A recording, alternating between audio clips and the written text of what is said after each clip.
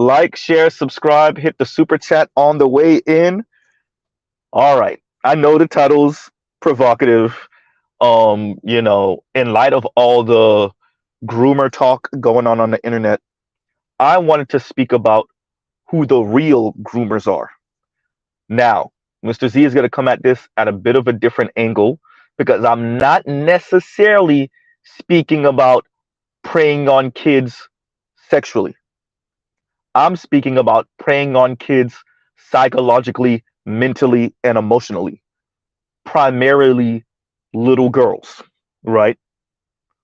We're going to take this at a different angle. So we understand the society that we live in, capitalist, neoliberal society that we live in. We understand consumerism. We understand advertising, right?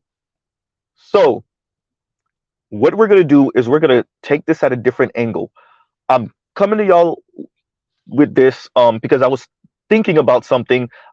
Listening to Crystal Ball and Sagar and Jetty cover Peter Zian video speaking about China and its economic woes, right? And what China is going through. And Crystal says something that causes me to recall something I covered a while ago before I had as many subscribers as I do now. And I kind of want to go over this again. And I'm probably going to go over it again in a better format. But I want to go over this and I want us to think about these things. So first, let's hear what Crystal said.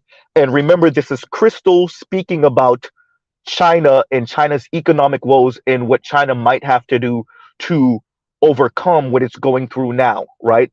And it got Mr. Z thinking about, once again, a wisecrack, and wisecrack is a channel on YouTube, philosopher, white dude. I want to say he's a boomer. I mean, sorry, not boomer. Sorry.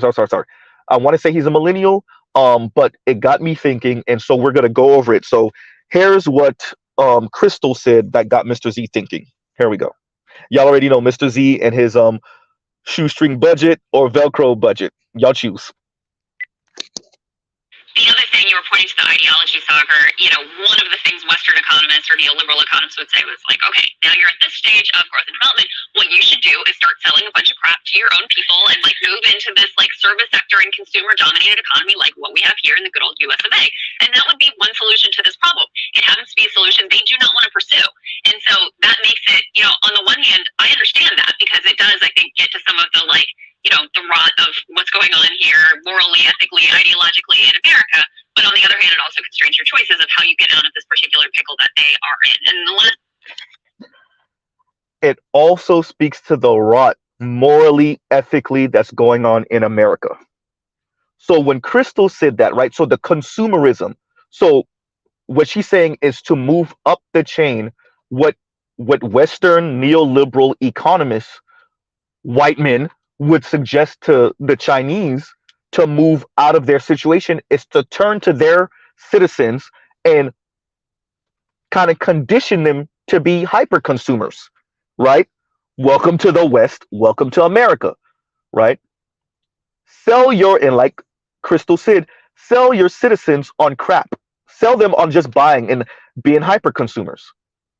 Now, for those of us black men, definitely part of the black manosphere that frequent the black manosphere, we understand much of the reasons why we are going through it right now with black women is because of their notions of the myth of white womanhood, as Mr. Z says ad nauseum, them wanting to be upper middle class and above white women and practice the proxy power and proxy violence that upper middle class and above white women get to practice, obviously rich and elite white women.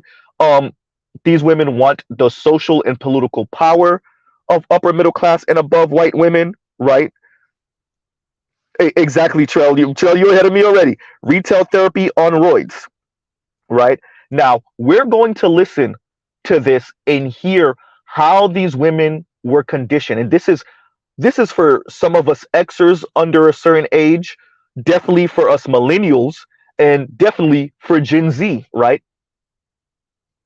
right? So we know we have the Black Urus and the art new styles as an older Xer. We know we have well, Black Uru's a boomer, and we know we have BGS. Clearly we have older Xers and boomers that speak to us about some of the things that they witnessed growing up in dating, and their relations with women. But when you get to a certain timeline, 1984-ish and beyond, it's just a different conversation, right? You're just dealing with a different animal because now the chains were let go from these advertisers to target girls and women. So we're gonna listen to this, and then Mr. Z is gonna be on his way, and we're just gonna give our commentary a bit. So let's listen to this real quick, and here we go. Of course, it's not just Disney and it's not just tween girls being targeted. Cartoon shows like Teenage Mutant Ninja Turtles and The Smurfs were extended through a huge amount of licensed merchandising tie-ins, ranging from films to comics and books to computer games. Scholar Marcia Kinder observed back in 1991 that this transmedia intertextuality effectively eliminates any distinction between the original text, i.e. the show, and the spin-off text and commodities that bank on the show's success, which may be a large reason why children's and family television typically finds its comfort zone in middle to upper middle class lists, where the biggest problem is your family photo shoot coming out squeaky clean. And there's nothing wrong with it. We love these shows, but it does present a skewed perspective of what American life is like. As Stiles Akira and Larry Osimensa put it, television serves as a tool that continues to mold the public consciousness, in part by fostering a single-minded interpretation of superficial symbolism as an indicator of status and quality. That is to say, by basically suggesting that the right house, the right toy, or the right sparkly outfit can bring you happiness and cement your status as happily middle class, TV reinforces a materialistic status quo. No, I'm not. So y'all heard that, right? So that's actually not the original clip I wanted to play, but I wanted to play that, but not right now. We'll get to it in a minute. This is what I wanted to play originally. This is what really gives up the ghost, right? And how young people, children, were targeted, but particularly the girls. So it's not even up to debate because the people that crafted it admitted it. And here we go. Disney, in a moment, that is. First, we have to look at 1980, when a broad cultural phenomenon began. The Reagan-era loosening of restrictions on entertainment regulations, including advertising during children's television programming. Now, after a major 70s era crackdown on advertising to kids, you could only show a limited amount of commercials during children's programming, and were also required to produce educational and informative content for kids. When President Reagan and co. had essentially signed or vetoed all that away by 1984, things changed rapidly. A year after regulation, all of the top 10 best-selling toys had their own TV show. While child-centered product placement had occurred during television's early days, that was really no comparison to this new reality. The insane proliferation of TV character line merchandising was dubbed the Strawberry Shortcake Strategy by Tom Engelhart. That's thanks to the 1980 show's explosion of licensed dolls, video games, stickers, lunchboxes, and so on. And that reliance on branding would continue to increase from the 90s and on as corporations realized what a valuable consumer demographic children be. And though a 1990 congressional bill had reinstated some restrictions on such advertising, the industry had been changed forever. Increasingly, merchandising centered on children's television characters began blurring the line between consuming entertainment and just plain consumerism. And we're not trying to demonize your favorite Lizzie McGuire lunchbox. It's just a little weird. Which is why families like Malcolm in the Middle aren't the norm for places like the Disney Channel. While they didn't start making original live-action shows until the late 90s, they came in hard, quickly crafting what journalist Julia Borston and Elizabeth Wheat call a tween machine, in which pre-teenagers, and in this case primarily girls, were targeted through lifestyle marketing like the world had never seen. As scholar Morgan Genevieve Blue notes, the marketing was part and parcel with the programming decisions themselves, explaining that Disney Channel personnel worked closely with Disney Consumer Products and Disney Music Group to extend the network's fictional narratives across a variety of media and merchandise for girls. This was in order to effectively creep into the lives and life spaces of kids beyond the TV network. And that's according to a presentation given by President and CCO of Disney Branded Television, Gary Marsh himself. And the way they did it, mostly through appeals to girl consumers. As Blue explains, characters like Hannah Montana promote representations of aspirational celebrity and teen life via fashion and dress-up and musical performances. And this way, according to Blue, franchisable girl star persona both reflects and perpetuates a neoliberal turn in the United States, which privileges a performative and celebrity-oriented form of girlhood as the contemporary ideal, i.e. a girl who has all the products she needs to look and behave a certain way. In the aughts, this often took the form of sparkly clothes, as best seen in Disney's unprecedentedly large expansion into Walmart stores with clothing and lifestyle lines line specifically marketed to middle and working class girls. By 2014, Disney was racking in $3.99 billion of revenue in consumer products alone, driven largely by Disney Channel merchandise. The franchise elements of the Disney Channel explains why programmers need to make shows about securely middle-class families. Doing so both doesn't alienate working-class viewers, while also painting a fantasy of magical middle-classdom where money is never a problem and consumption is a high priority. Consumption is a high priority, right? So, y'all heard all of that, right? Y'all heard all of that. This is why I call these people groomers, right? People like Gary Marsh, president and CCO, chief commercial officer. Y'all heard that, chief commercial officer at one point, right? For Disney. This is why I call them groomers. That is why the title is what it is, right? So all of these regulations pretty much ended in 1984. They were reinstituted, but way lighter by what, 92, I think it was, right? But the damage had already been done, right? And you heard right, crafting a quote unquote tween machine primarily targeting girls.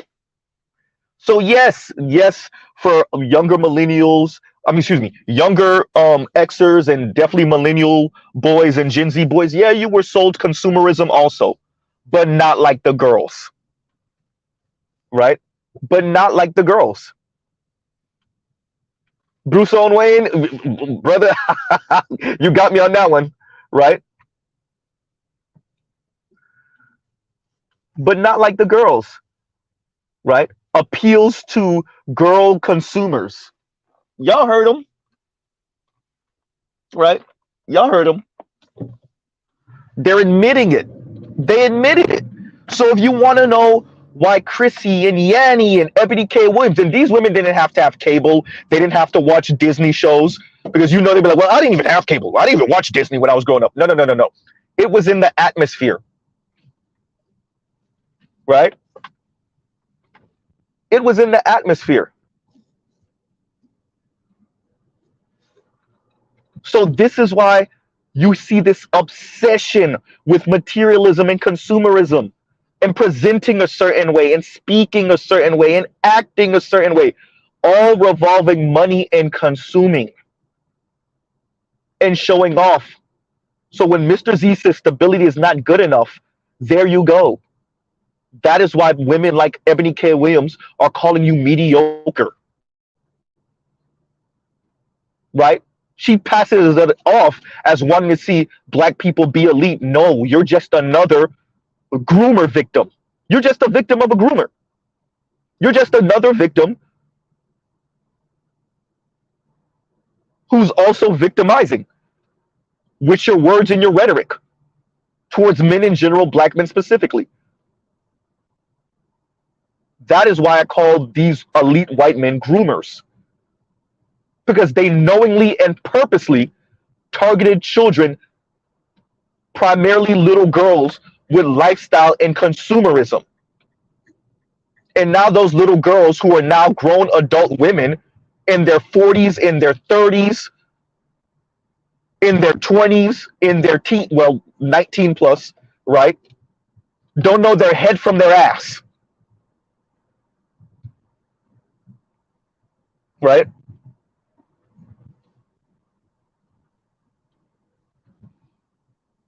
They don't know their head from their ass. All they know is they want nice things. I want these nice things. Other women aren't told to settle. Why are black women always told to settle? Right?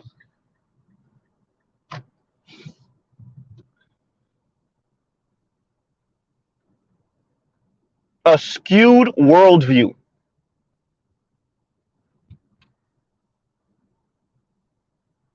These people don't know what they're talking about. They don't care to know what they're talking about. They just want nice things because they were targeted.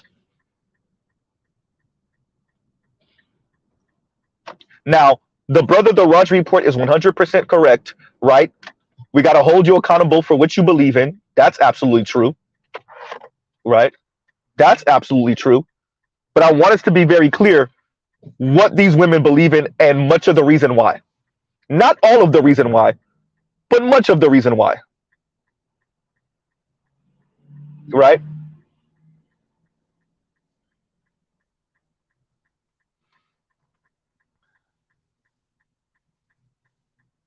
So when you hear Chrissy and Yanni and I want to be a kept woman of luxury, right? When you hear them sound like that, when you hear Ebony call black men essentially mediocre, not even essentially mediocre, mediocre, now you get it, right? They were targeted. And much like your standard much like a person that was groomed,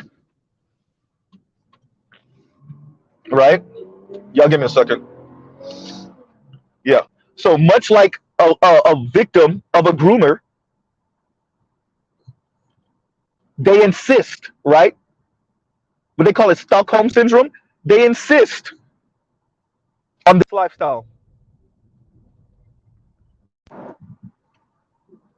right? Because it's that or nothing else. And it's understandable.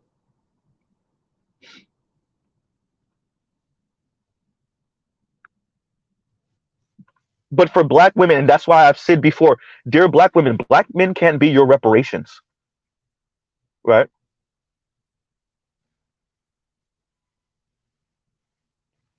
So Mr. Gary Marsh and other CCOs, right?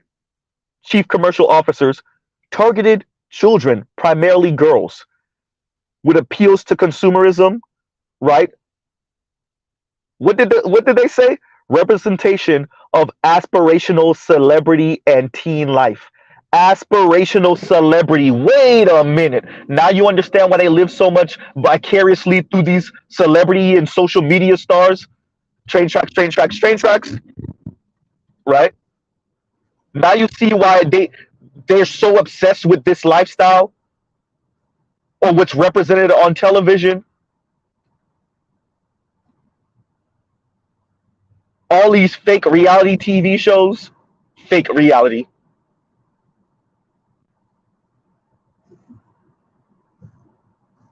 If we're going to speak about how we socialize our boys or how we can change how our boys act and the way they think about women and how we've socialized them and trying not to get them to be hyper masculine, et cetera, right? Not to buy into hierarchies of oppression. Are we going to be honest about how we sold uncut cocaine to our children in the form of hyper consumerism, primarily to the girls? Right? Are we going to speak about that? Of course not. Are we going to speak about why our daughters sound like nice little neoliberal Ayn Rand wannabe a-holes? Are we going to speak about that? Are we going to speak about all the people that claim to be Marxists and claim to be socialists and then buying mansions? Shout out to y'all, BLM. Right? Are we? Right? And y'all give Mr. Z 1 second. Y'all talk amongst yourselves.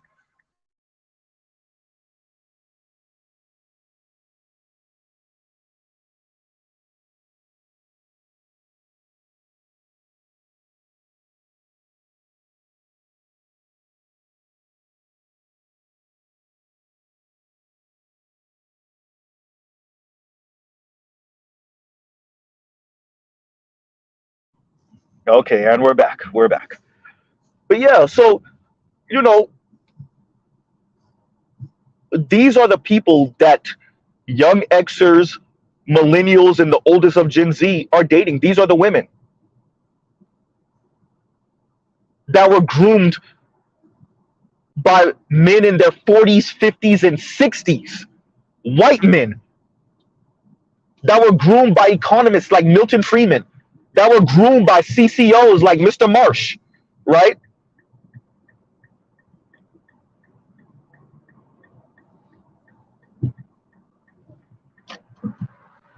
And then you wonder why you can't make a girlfriend or a wife out of this little Ayn Rand wannabe, this little consumerist, materialistic a-hole,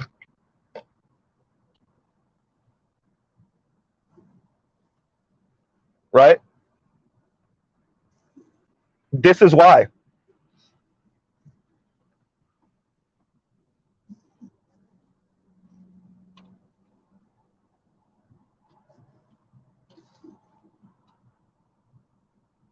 And this is something that is still continuing to this day. And now these people are grooming each other through social media, through the unboxing of luxury goods. Yes, women watching other women, children watching other children unbox toys, expensive handbags, expensive shoes. That's a whole industry on social media, excuse me, specifically on YouTube. Children watching other children unbox toys. Women watching women unbox expensive luxury items, right?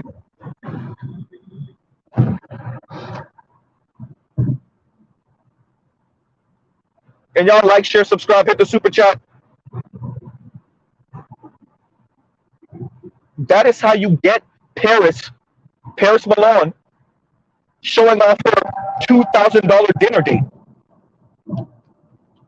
to a bunch of poor and working class and lower middle class black women who aspire for that life. As I said before, women grooming other women.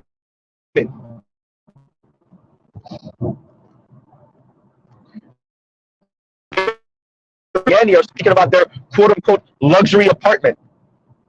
Women grooming other women.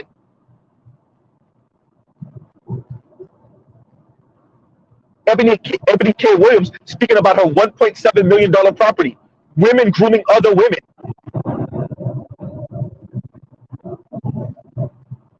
Right?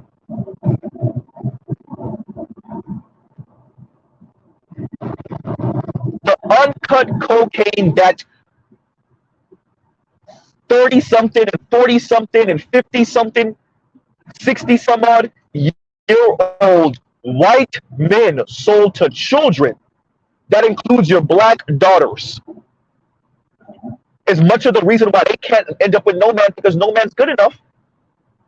Because they're not looking for stability, they're looking for a lifestyle. An upper middle class and above lifestyle, an upper middle class at worst lifestyle.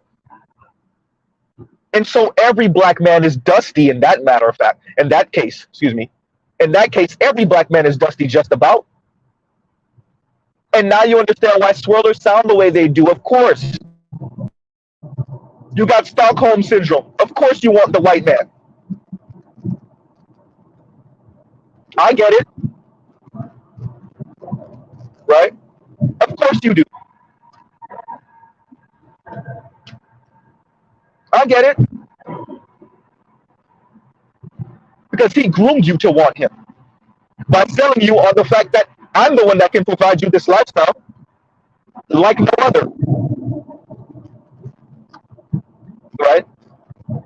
And that is why you hear black women, swirlers and divestors, primarily divestors, but black women in general, then swirlers, then divestors, even more, sound like racist white men and white women because they were groomed by them.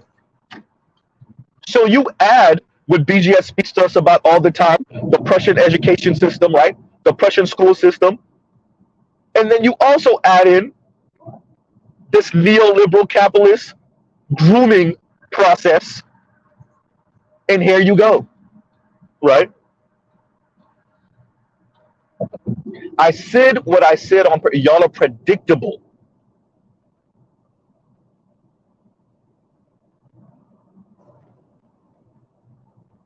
Right? Y'all don't get into the weeds of why this society is the way it is and why people speak the way they do and why people aspire for the things they aspire for. Y'all don't get into the weeds with it. Why would you? Right?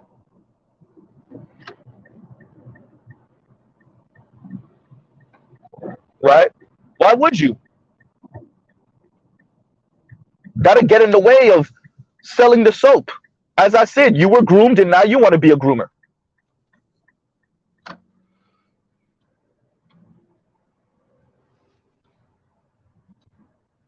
Right?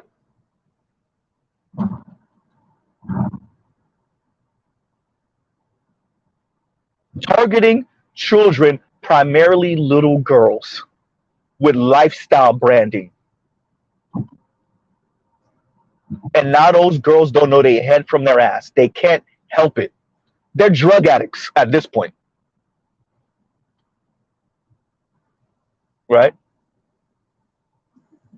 They're addicts at this point.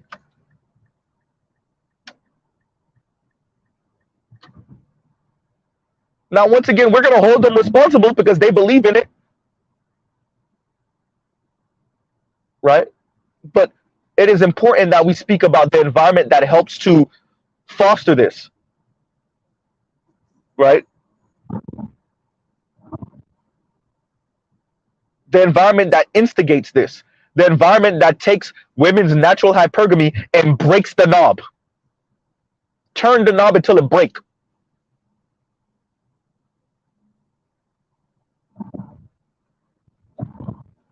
Right? You want to know why they calling you Dusty? You want to know why they talking about struggle love? Black women in luxury, black women level up. What else is a 20-something, 30-something year old, maybe early 40-something year old black woman supposed to say when she was groomed by Mr. Marsh and the like and his ilk? Right? What do we think she's supposed to sound like?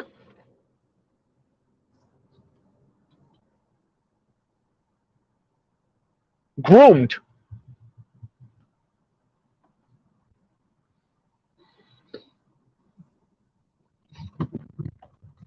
Right?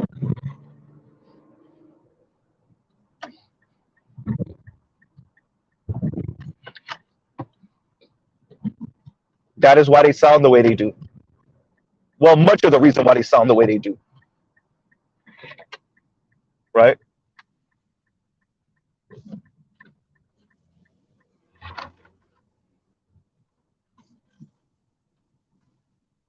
This requires ignoring reality. To sound like Chrissy, to sound like Yanni, to sound like Ebony K. Williams, right? To sound like them, it requires ignoring reality. Right? A skewed perspective on what American life is like. Y'all hear them speak, right? Y'all hear them speak. Superficial symbolism as an indicator of status and quality. Superficial symbolism. You want to know why they sound the way they do, right?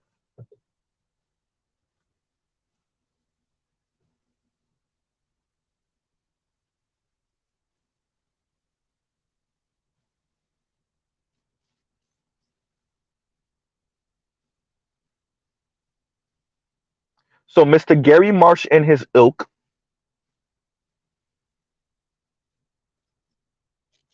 help to groom these little hyper consumers, these little neoliberal a-holes, right? And then you wonder why they need their little knickknacks and they need their little, their makeup, and they need their little expensive shoes and expensive bags. And for those women that can't afford it, they think they slick, so they go to Walmart every other day and Target every other day. Well, I don't buy those expensive things. Yeah, but you still buy. a bunch of needless things. And Mr. Z doesn't think he's above it because I am from Dade County.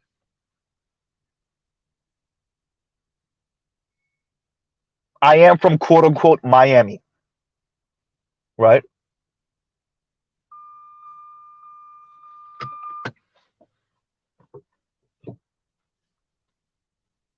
So I'm not saying that I'm above it either. My battery on my little voice recorder is dying. Didn't realize it until now. So let's see if we can play this one more again before it dies on me.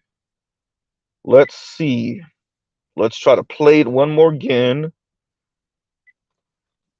Disney, in a moment, that is. First, we have to look at 1980, when a broad cultural phenomenon began. The Reagan-era loosening of restrictions on entertainment regulations, including advertising during children's television programming. Now, after a major 70s era crackdown on advertising to kids, you could only show a limited amount of commercials during children's programming, and were also required to produce educational and informative content for kids. When President Reagan and co. had essentially signed or vetoed all that away by 1984, things changed rapidly.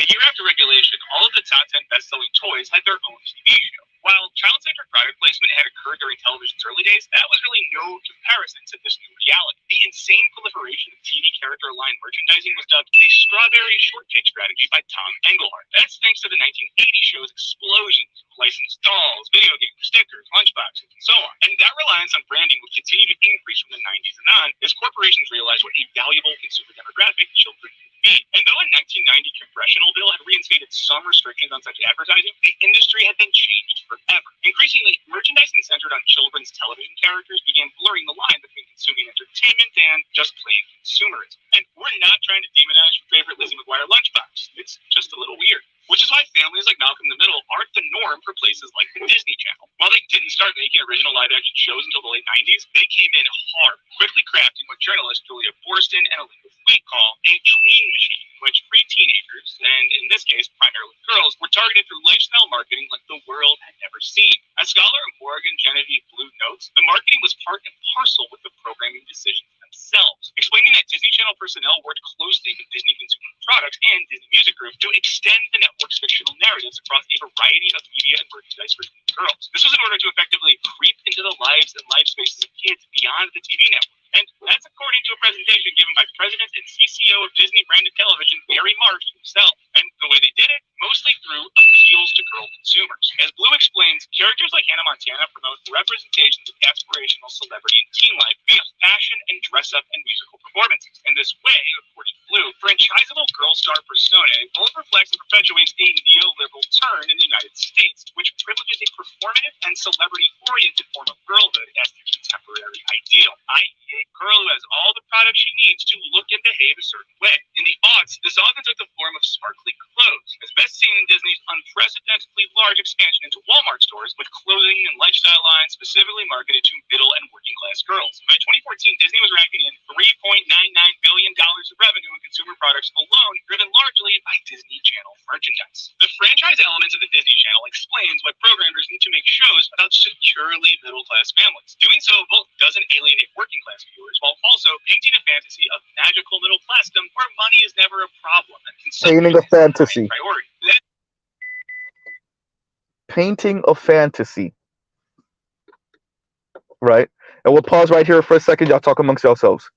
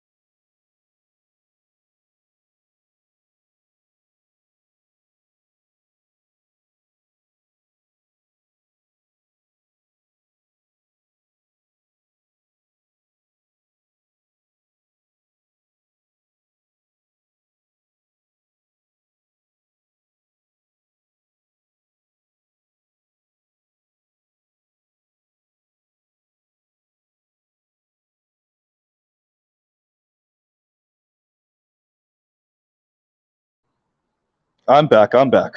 I see somebody was like, no sound. Logic. Mr. Z is here. Mr. Z is here. Life is lifing. Right. But no, I really wanted to come to y'all with this today. Excuse me, tongue tied. Because I think it's important, right? So you can understand. I don't think I'm necessarily presenting anything new per se, just reiterating it with facts, right? With facts. So this is not anecdotal. This is not what anyone random said. It's not about how Mr. Z feels. No, the CCO of Disney told you, yeah, yeah, yeah, we targeted the girls. Oh, yeah, yeah, yeah. Yep. We targeted the children in general, but definitely the girls. And like I said before, you're gonna have some rando that's like, well, I didn't even have cable. I didn't even have Disney. I didn't watch TV like that. It was in the air. It didn't matter if you did per se, right? And if you want to know why they're all about swirling and divesting primarily to white men, well, there you go, right? And once again, we'll pause right here. Y'all give Mr. Z about 60 or so seconds. I'll be right with y'all. Talk amongst yourselves.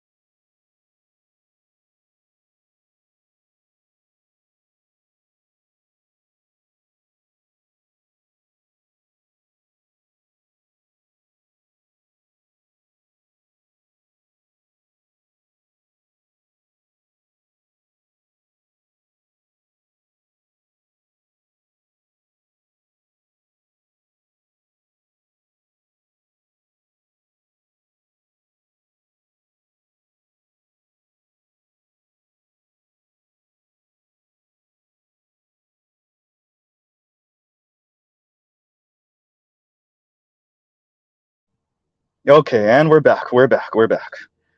Right? So, um, yeah, it was very important that I cover this. Um, and like I said, I'm gonna cover it again. And I'm gonna bring people up so that we can see what y'all think, right? So we can have people kind of grapple with this.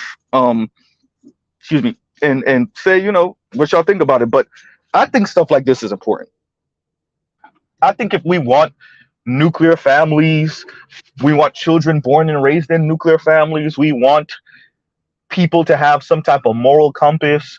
You have to have a nation that generally speaks to that, not just in words but in action, right? And when you deregulate advertising to children, like almost like selling them drugs, right? Selling them a lifestyle like selling them drugs, particularly the girls, right? Once again, then you get where we are now. The girls sound the way they do because they were sold lifestyle advertising, lifestyle branding, right? And it wasn't, shout out to Detroit, it wasn't just Disney, right? They were sold this heavy, which is much of the reason why they sound the way they do,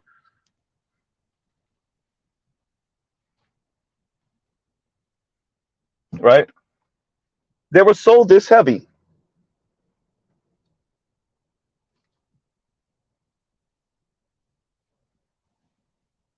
And no one has tried to reel them back.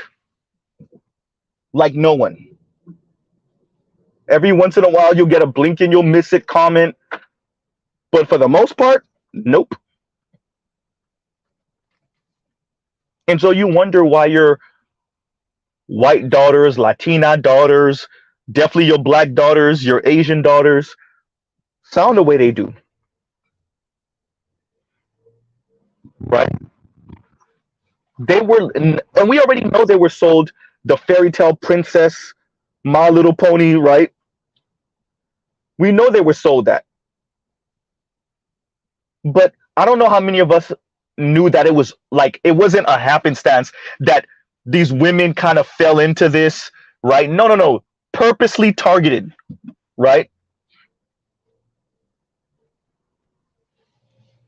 And as these things go, because all of these things are interconnected, women that watch those type of shows or those type of commercials and want that type of lifestyle, that woman is across the table from you for this dinner date.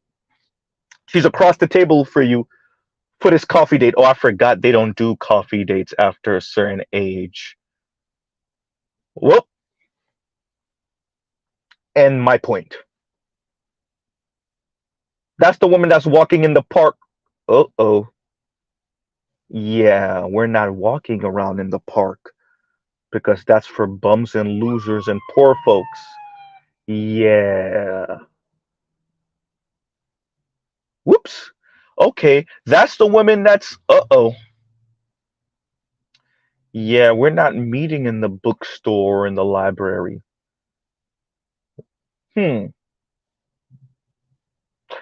Yeah. Do you get the point now? Right?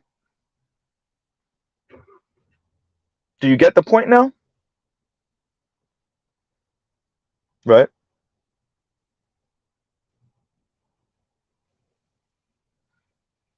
Now you get much of the reason why they think the way they do, why they sound the way they do.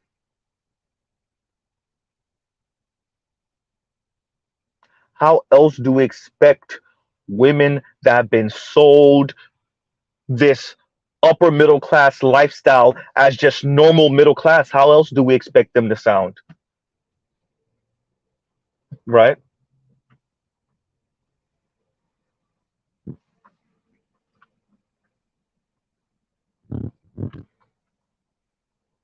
How else do we expect them to sound?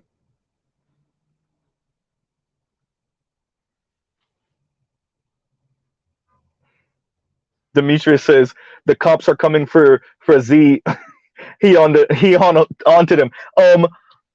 Yeah, you heard that, but you ain't hear the Trackhawk with the open exhaust though. Right? Hellcats and Trackhawks. Anyway, Trackhawks and Hellcats. Right. Don't mind Z, just car banter. But yeah. So they calling you Dusties? Of course they were going to. No struggle love. Tell black men to get on our level, even though black men still earn more than black women. Right? All the loser speak and yeah. All the just straight up anti-black white racist speak. that they try to couch as pro-black women, right? No, you're just a white racist, right? You're just a white hyper-capitalist chocolate dipped. You're just a white neoliberal capitalist chocolate dipped, right? With a vagina.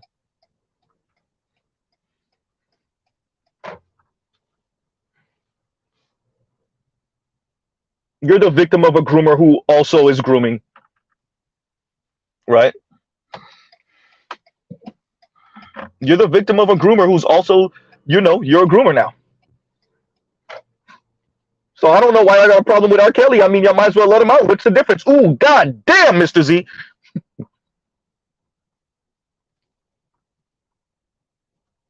Right?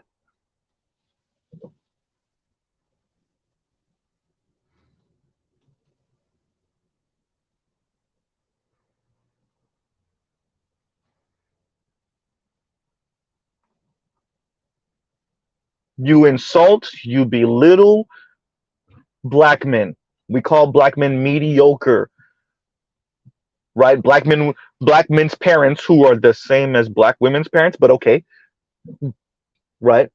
Black men's parents, when they were children, were okay with them coming home with C's and D's. Ain't that right?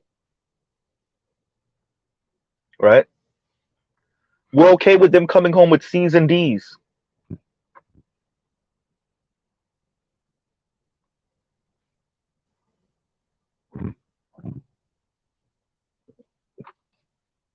Because that's what your little, hyper capitalist groomers kind of groomed you to say.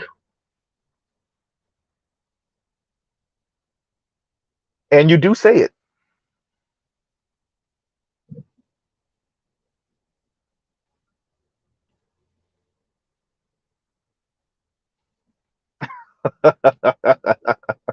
And Trout Bentley says, and thank you for the super chat, not grooming, it's empowerment. Oh, yeah. Yep. Black women empowerment. Yeah, you're right. BWE, right? Which, like, none of them want to claim now.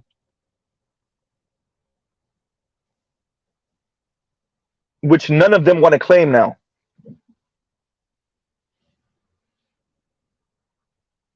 That didn't last too long. Right?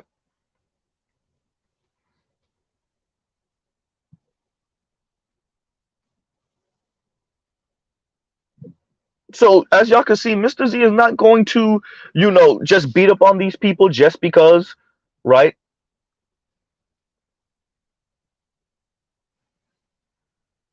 I'm not just gonna come in with anecdotes and he said, she said, and how I feel. No, this is very clear cut.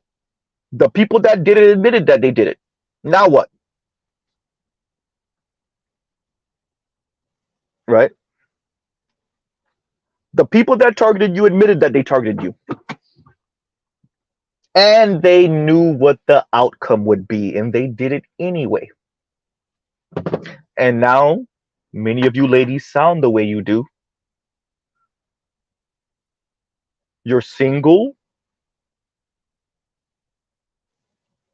You're angry at the world. You're miserable, and not all single people are miserable. That's not what Mr. Z is saying. But many of you are. And you take that anger out primarily on black men. Right?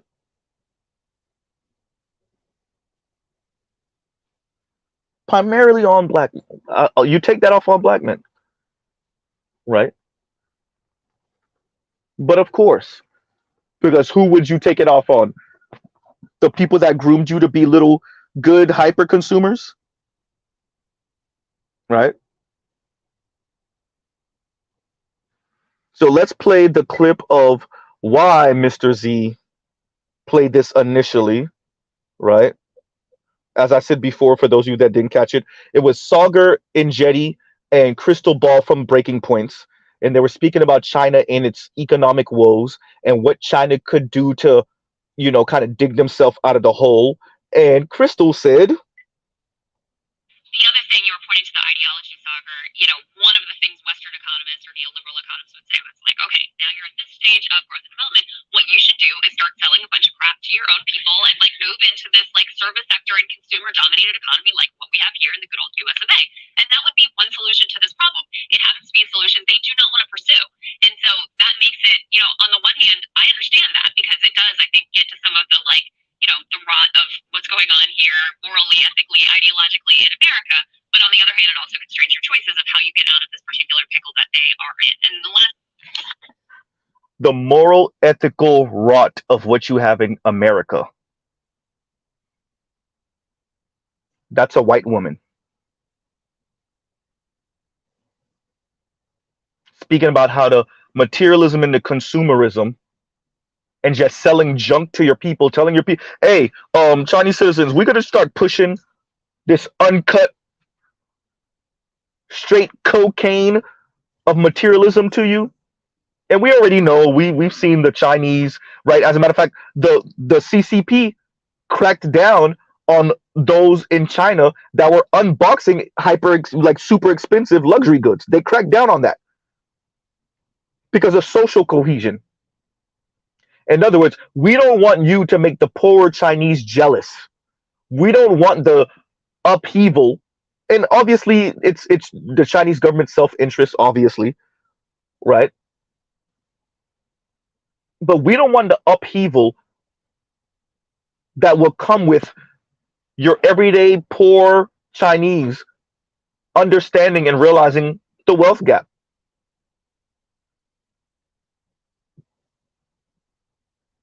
Right? We don't need you rubbing it in their face how much money you have. Not in America. Right? So not only did America sell consumerism to adults, which is bad enough, to adult men and adult women, obviously more adult women, it sold consumerism to children, primarily girls. It's not up for debate. They admitted it.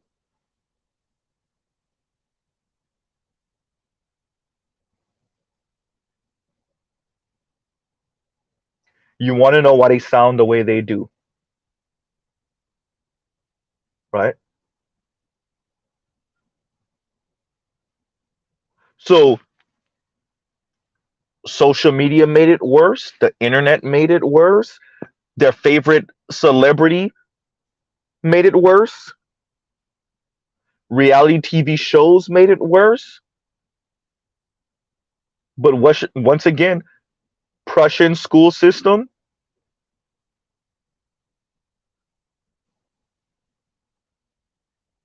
and entertainment, American entertainment.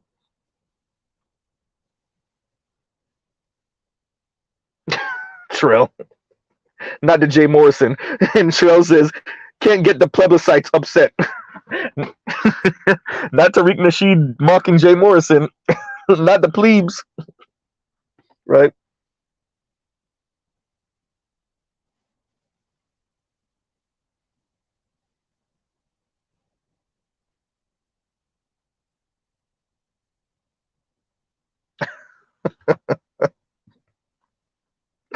Detroit says, SpongeBob SquarePants techno music, divestors. Niggas ain't ish 3 times, swirl divest, the white man is the best. Oh yeah. Yeah, they dancing to that. Right?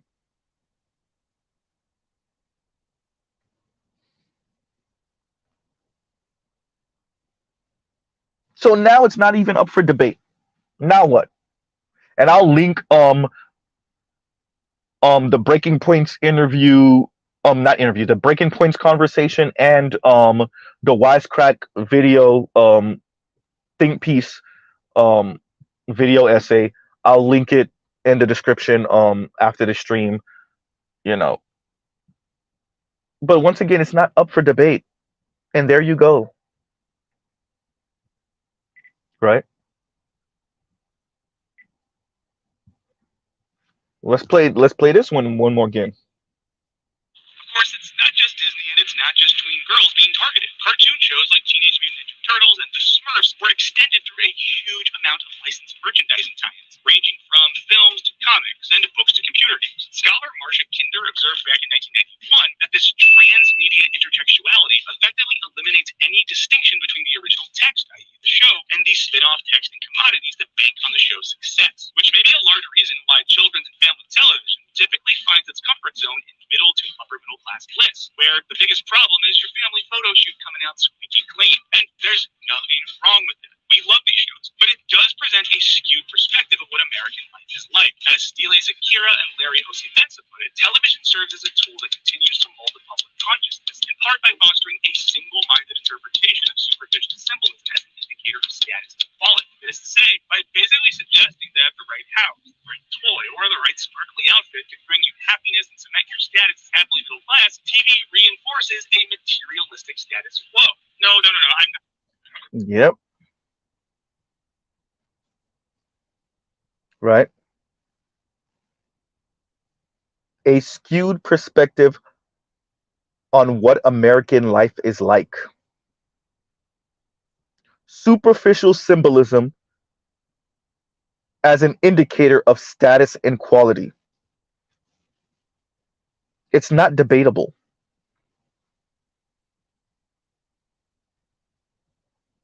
It's not debatable.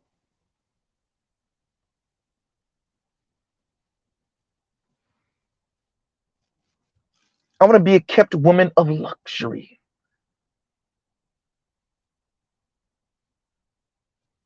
Right? That's not what she said. She did not say luxury. She said leisure. Mr. Z, get your mocking right. I want to be a kept woman of leisure. Right? Superficial symbolism as an indicator of status and quality. Yanni, I want to be a kept woman of leisure. Paris calling black men nakers. All three of those women and the Cynthia Jeeves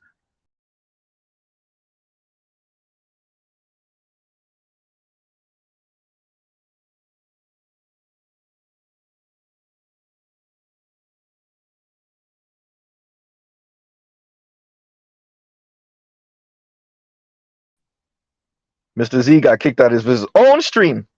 But let's continue. As I said, these women calling black men dusties, right? Women like Shira Seven streaming with the background of a McMansion or a mansion interior, right?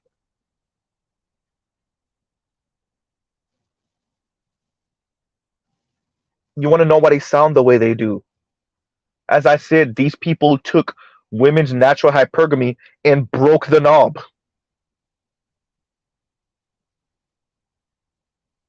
What did Sarge Willie Pete cover before?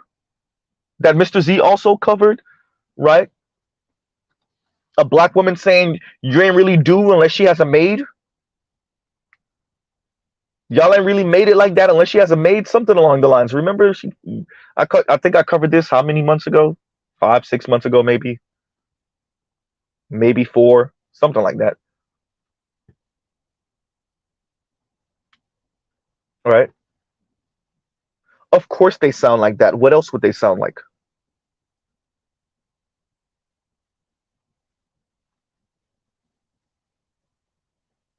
No investigation, no fighting nothing, no fighting white supremacy. Of course they're not fighting white supremacy. This is why Chrissy just straight up told y'all. Capitalism's going to be here, ain't going nowhere. That's why she mocks women like Ebony K. Williams for being quote unquote social justice warriors. Chrissy has the sensibilities of a racist white man. Of course she does. Because she was groomed by them. You want to know why Paris sounds the way she does. Why Lexus Exodus sounds the way she does. That's why Mr. Z said it before. If you don't got a sense of self and what it really means to be black in America,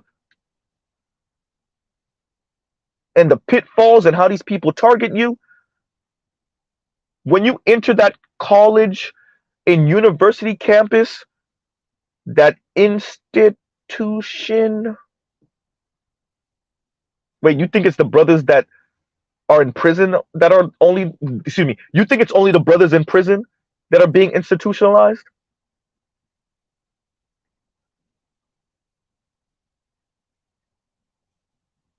What do we call a really good college or university? A prestigious, institution. Yikes.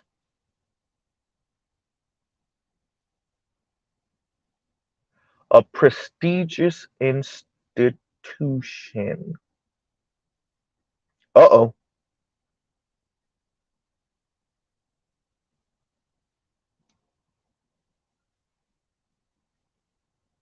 So what does a institutionalized black woman sounds like?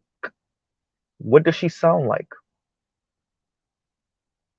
Does she sound like Chrissy maybe? Uh-oh.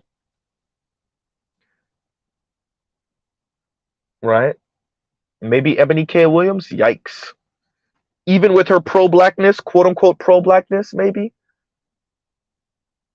Does she sound like Kim Foster? Whoops. Uh-oh. Huh. Well, damn. Does she maybe sound like Nappy Headed Hoba and her pro-blackness?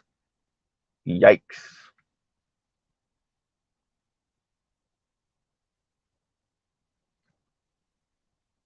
This is why we say decolonize your mind.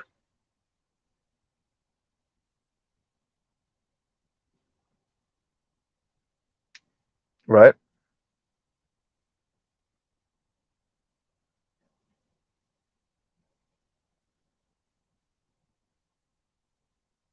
Hmm.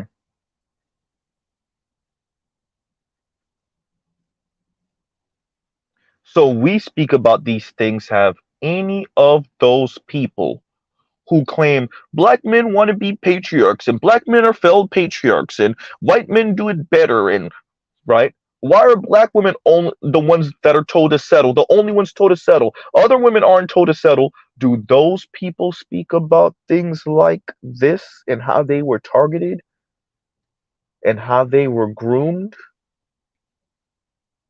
and how these groomers, these excuse me, these capitalist, neoliberal, old and middle-aged white men targeted them and groomed them to be nice little consumers? Do those women and some of those men in the black community, the petite bourgeoisie of the black community, do they speak about this? Of course they don't. Why would they? Too busy telling the men to step it up. Ain't that right? Right? Too busy telling the men to step it up.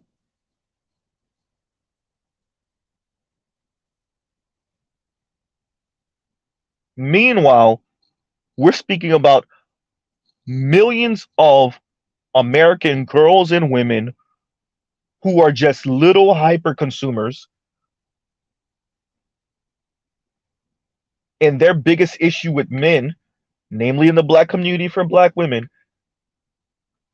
is that you don't earn enough or make enough to allow her to live out her little My Little Pony fantasies, her little hyper consumerist fantasies, her little Barbie fantasies.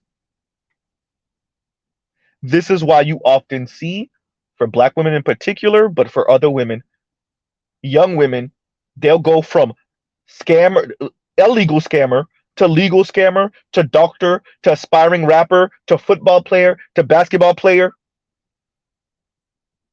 right?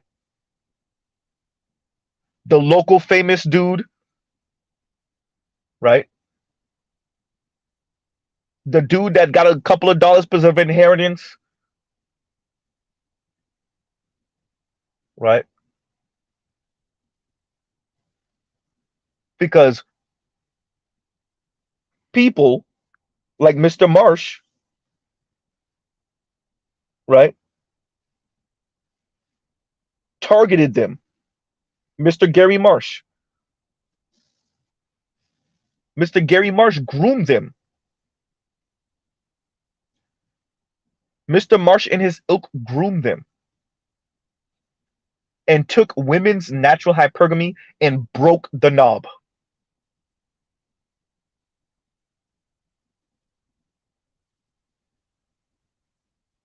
All right. So let me try to play this one more again. The battery's about to die. I need to get new batteries. So let's see how far this gets before it pauses again. So let's see. Let's see before it. Yeah, one more again.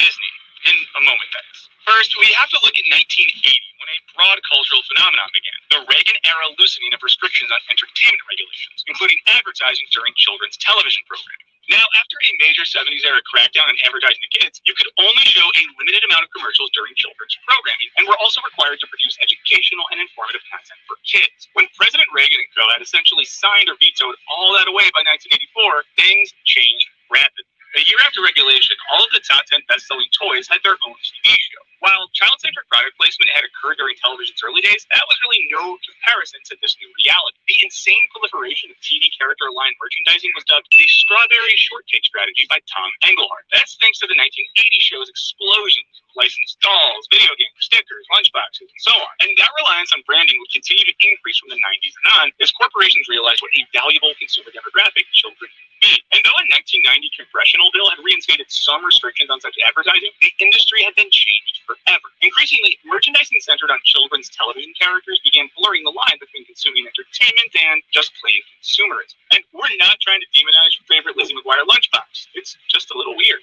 Which is why families like Malcolm in the Middle aren't the norm for places like the Disney Channel. While they didn't start making original live-action shows until the late 90s, they came in hard, quickly crafting what journalist Julia Borston and Elizabeth Wyte call a tween machine, in which pre-teenagers, and in this case primarily girls, were targeted through lifestyle marketing like the world had never seen. As scholar Morgan Genevieve Blue notes, the marketing was part and parcel with the programming decisions themselves, explaining that Disney Channel personnel worked closely with Disney Consumer Products and Disney Music Group to extend the network's fictional narratives across a variety of media and merchandise for teen girls. This was in order to effectively creep into the lives and life spaces of kids beyond the TV network. And that's according to a presentation given by President and CCO of Disney Branded Television, Gary Marsh himself. And the way they did it, mostly through appeals to girl consumers. As Blue explains, characters like Hannah Montana promote representations of aspirational celebrity and teen life via fashion and dress-up and musical performances. In this way, according to Blue, franchisable girl star personae both reflects and perpetuates a neoliberal turn in the United States, which privileges a performative and celebrity-oriented form of girlhood as the contemporary ideal,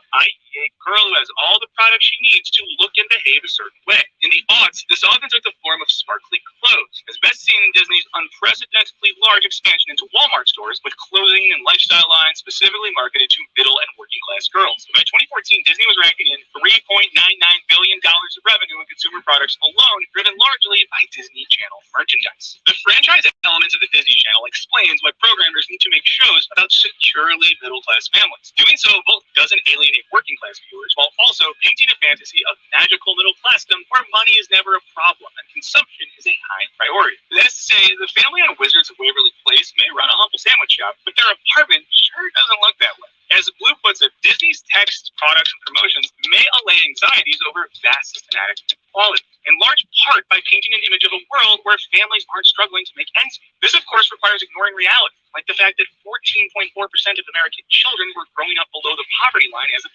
2019. I actually am. We made it the whole way through. Lifestyle marketing. What else needs to be said? Lifestyle marketing. Y'all like, share, subscribe, hit the super chat. Lifestyle marketing.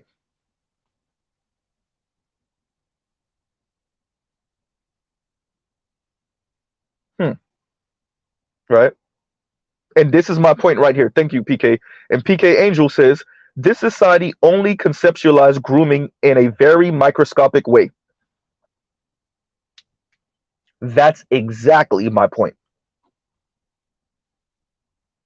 No, these middle age and old CCOs, right? Like Mr. Gary Marsh, Chief Commercial Officer Mr. Gary Marsh. I'm not sure if he's still that for Disney, but at one point he was. They groomed these little girls. They groomed children in general, but little girls specifically. They groomed girls. And now those girls are women. Little wannabe hyper consumer women.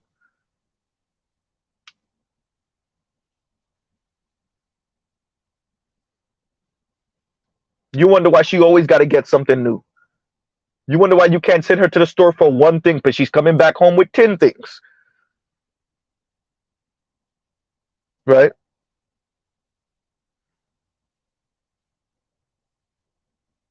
And it wasn't just Disney.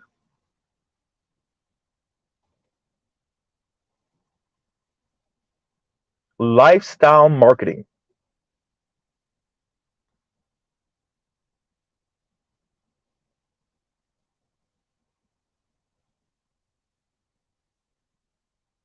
When Mr. Z says things like this is not sustainable, well,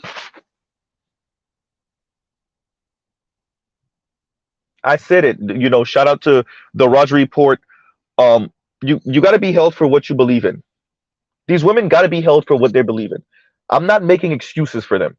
Let's be very clear. Once again, Mr. Z is not making excuses for adult 20 some odd, 30 some odd, 40 some odd year old women and their insane worldview. But that doesn't mean that I can't also speak about the environment and what helped to bring this about. With that said, that doesn't mean that I can't also speak about the environment that helped to foster this, which is what I'm doing now.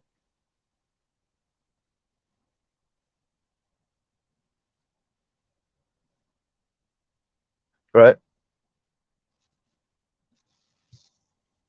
Thank you, Telescope. They associate products with well being and status.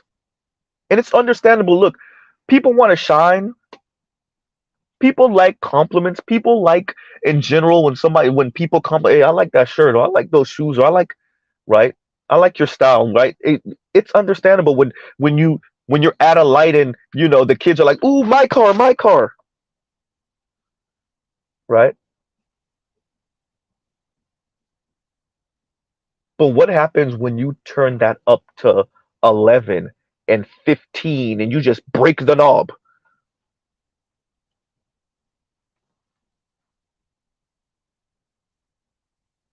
And you sell that to children. Unfiltered advertising to children. What Mr. Z said earlier, uncut cocaine. Right?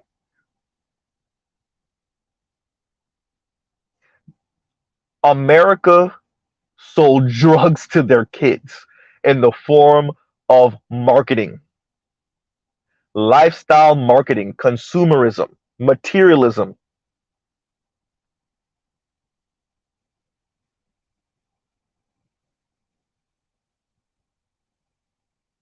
They knew what they know what girls and women's weakness is, and they went right at it knowingly.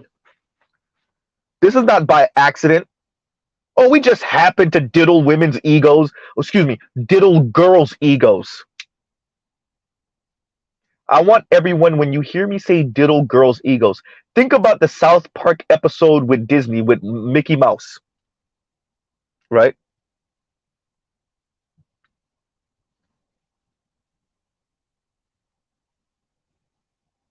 They knowingly targeted little girls. And when I say diddle little girls' egos and their inner consumer, if you're thinking about something that sounds like prison, yeah. If you're thinking about something that sounds predatory, Yeah,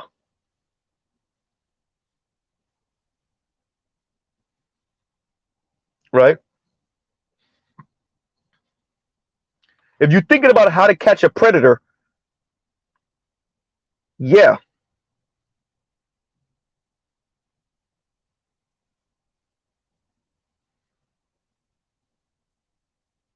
because that's what they did.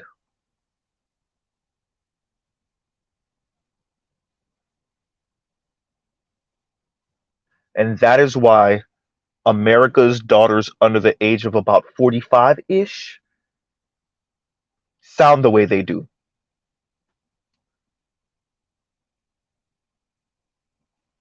Thank you, Telescope. If black men were behind this, they'd be in jail. Of course. Under the prison. Under the prison. Right?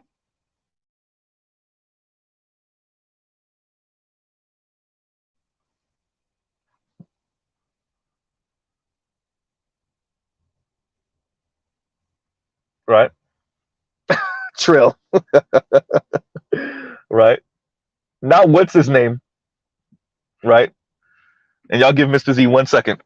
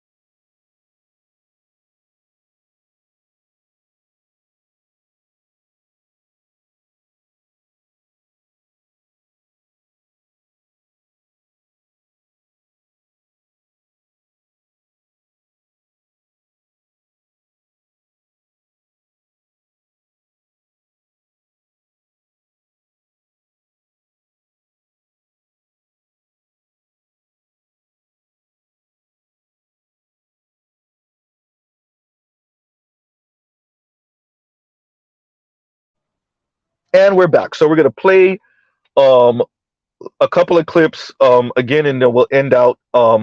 But yeah, right. Cheryl killed me with that comment. And let's play what originally got Mr. Z thinking this. So this is Sagar, excuse me, yeah, Sagar and Jetty and Crystal Ball, speaking about China and their economic woes right now. If y'all don't know, China's got it kind of going through it, economically, and so Crystal made a comment about how, Western, but definitely American economists would advise China to get out of this. And that's what got Mr. Z thinking about some of the things that I've covered before and I've heard also before. And so we're going to play what Crystal said, and then we're going to play the other clips, and then we'll close on out. The other thing you were pointing to the ideology soccer, one of the things Western economists or neoliberal economists would say was like, okay, now you're at this stage of growth and development. What you should do is start selling a bunch of crap to your own people and like move into this like service sector and consumer dominated economy like what we have here in the good old US of A. And that would be one solution to this problem. It these solutions they do not want to pursue. And so that makes it, on the one hand, I understand that because it does, I think, get to some of the the rot of what's going on here morally, ethically, ideologically in America. But on the other hand, it also constrains your choices of how you get out of this particular pickle that they are in. And the last Once again, consumer is crap, right? So shout out to Crystal Ball for understanding how we get to where we are, right? You tell people that they are what they consume, that they don't have a value outside of the status of the things that they can buy. And who does that benefit the most? Wait a minute, the same rich white men that black women keep comparing black men to and then deeming black men lacking. Huh, right? So they sold y'all the soap, and now you beating black men over the head with it. But yeah,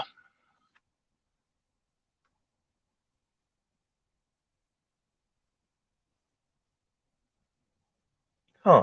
And the Chinese are reluctant to buy into that model because, well, they see what's going on in the Western world, primarily America, and they're like, yeah, we don't want that. Yeah, can we skip? Is there another way?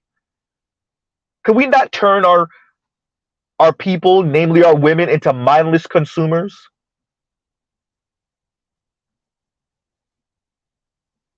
Huh.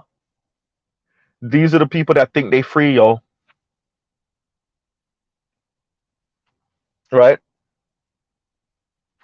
Little mindless consumers.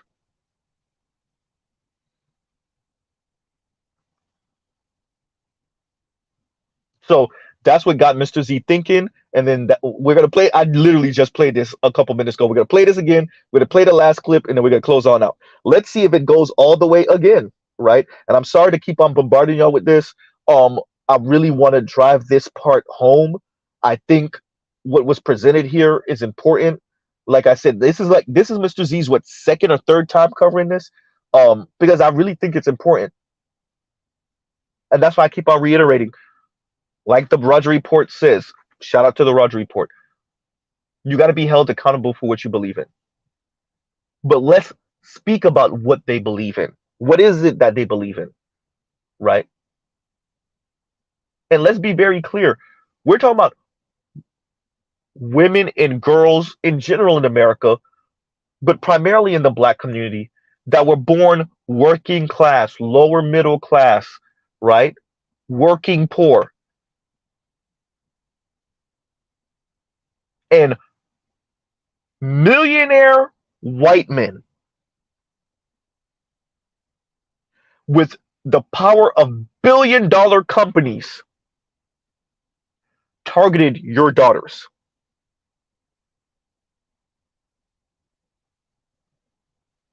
Millionaire white men, elite white men, with the backing of billion-dollar companies at the time, right? Targeted your little girls, your young women, with lifestyle marketing. And now those little girls and young women are grown women.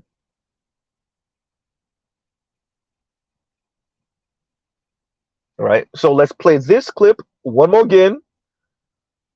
Right? And I'm sorry to keep on bombarding y'all with this, but let's play this clip one more again. And here we go.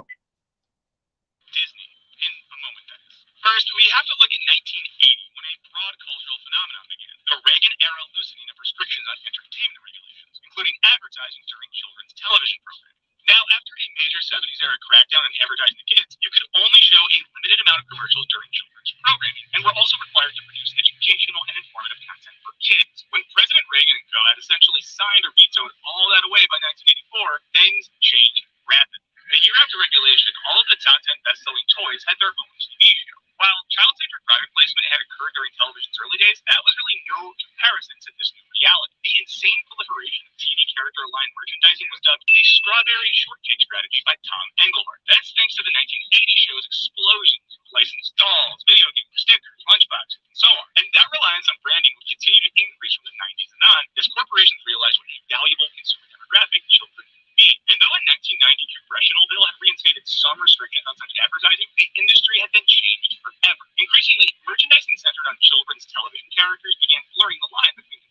entertainment and just plain consumerism. And we're not trying to demonize your favorite Lizzie McGuire lunchbox.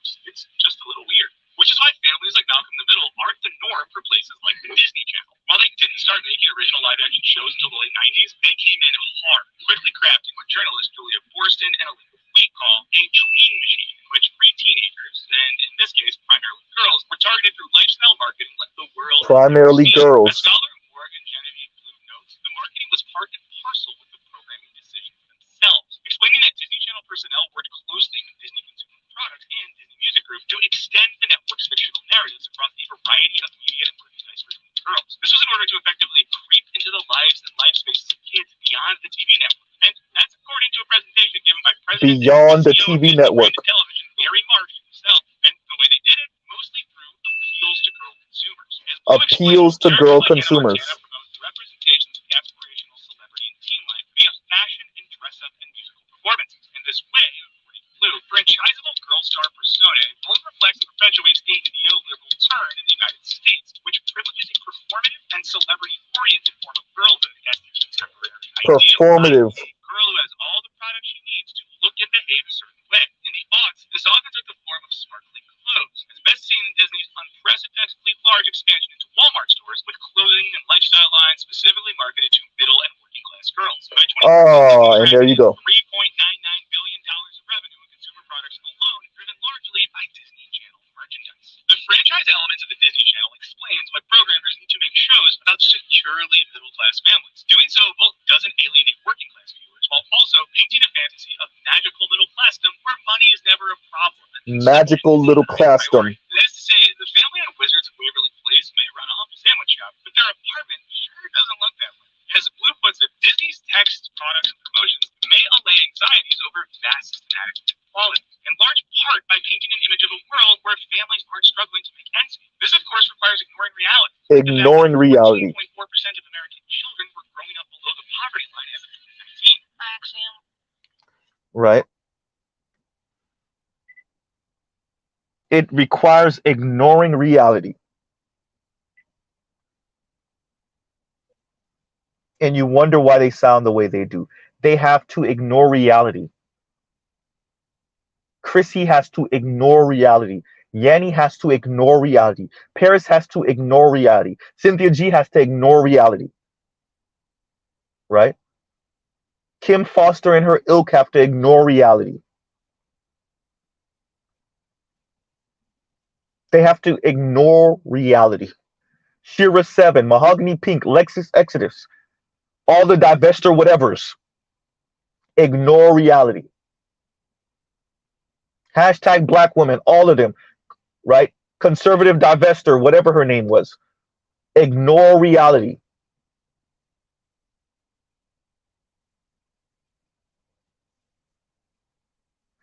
And much of the reality is that you were groomed.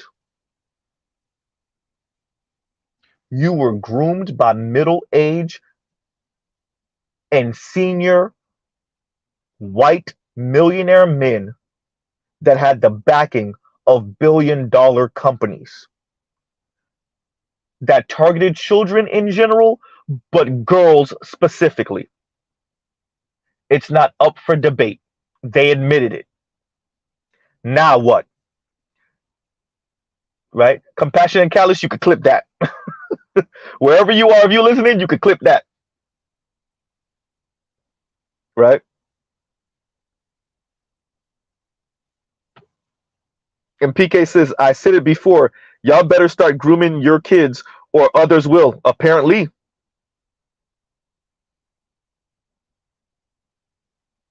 Yeah, I think so. I think she didn't. Spain Man says, and what's going on, Spain Man? Didn't hashtag Black woman hang up her robe? Yeah, but you know she's still listening to different things. She gotta be. Right?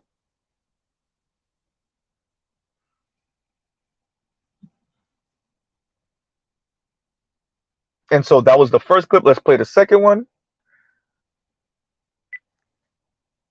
course, it's not just Disney and it's not just tween girls being targeted. Cartoon shows like Teenage Mutant Ninja Turtles and The Smurfs were extended through a huge amount of licensed merchandise and tie-ins, ranging from films to comics and books to computer games. Scholar Marcia Kinder observed back in 1991 that this transmedia intertextuality effectively eliminates any distinction distinction between the original text, i.e. the show, and these spin-off texting commodities that bank on the show's success, which may be a large reason why children's and family television typically finds its comfort zone in middle to upper middle class lists, where the biggest problem is your family photo shoot coming out squeaky clean. And there's nothing wrong with that. We love these shows, but it does present a skewed perspective of what American life is like. Skewed perspective about American life. Television serves as a tool that continues to mold the public consciousness, in part by fostering a single-minded interpretation of superficial symbolism as an indicator of status and quality. That is to say, by basically suggesting that the right house, the right toy, or the right sparkly outfit could bring you happiness and cement your status as happily middle class, TV reinforces a materialistic status quo. No, Superficial symbolism. Superficial symbolism. If your man don't buy you a Birkin, or if your man can't buy you a Birkin, ain't that right, sweetie? Huh? Wait a minute. What did Ebony K. Williams have when she was on the Breakfast Club the other day? Oh, yeah, a Birkin bag that costs tens of thousands of dollars.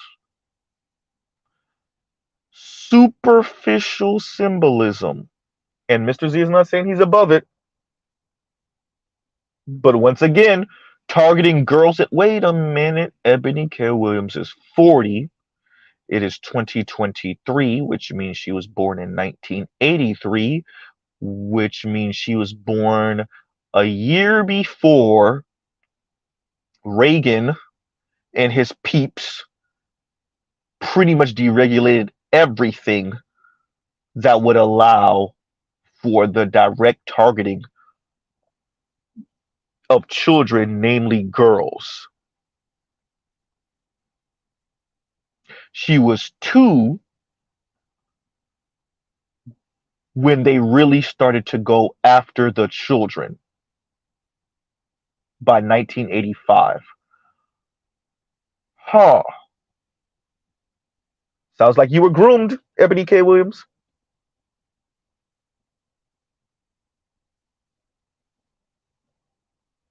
Right?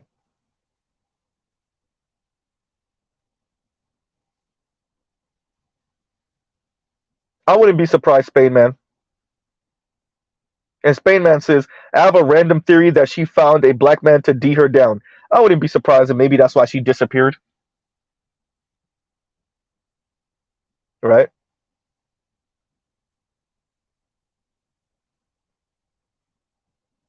So, ending on out, look, I brought this to y'all today, or bought this to y'all today, because I think it's important to cover these type of things. This is larger than just black women. This is women in general. But because we're black and most of us date black women and are going to be with black women, at least for now,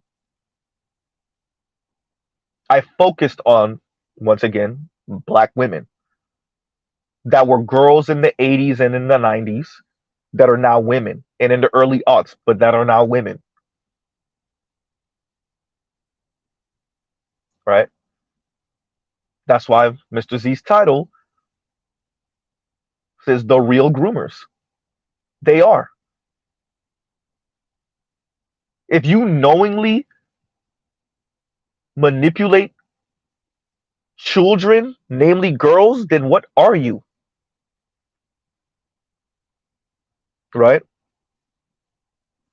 Then what are you? But a groomer.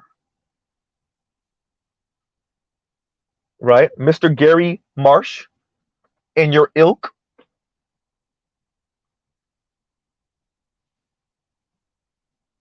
So this is not exclusive to black women. Once again, this is not exclusive to black women. But because black men in the black manosphere are mainly date black women and are married to black women and pursue black women, that's who we're focused on. But this was targeted to all girls. All children, specifically all girls. Right? So when Mr. Z says these people are delusional, when Mr. Z says these people have a skewed worldview, they don't know what they're talking about, right? This is about lifestyle. I'm not pulling that out of my rear end. I'm not pulling that out of my ass.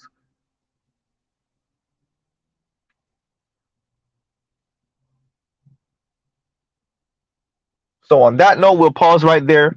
Love, peace, and chicken grease. Y'all have a great, great, great rest of the night. Um, Go check out other Black Manosphere content, other non-Manosphere content. I think I just saw something from Dr. T pop up. I'm pretty sure our new style is streaming currently. So y'all, y'all glutton for all of this stuff. There's a lot of stuff to watch and talk about consuming, to consume and you know. But unlike the middle-aged and old white groomers, we're not trying to groom y'all, right?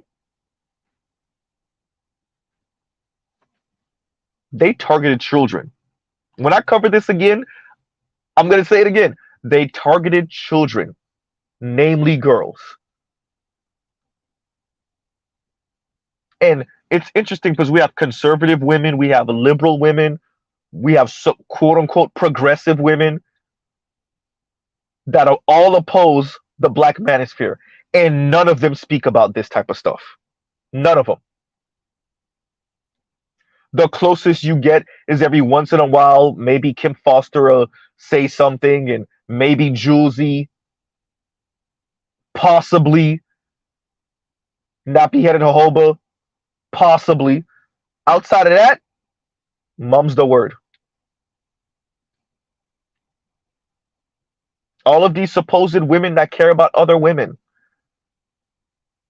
don't say anything to them about their weird obsession with upper middle class white woman lifestyle that these wealthy and elite white men targeted them and sold them on as girls.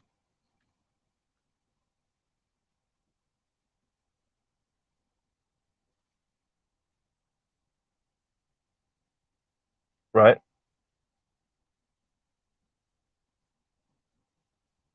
So on that note, we'll truly pause right there. Y'all have a great, great, great rest of the night.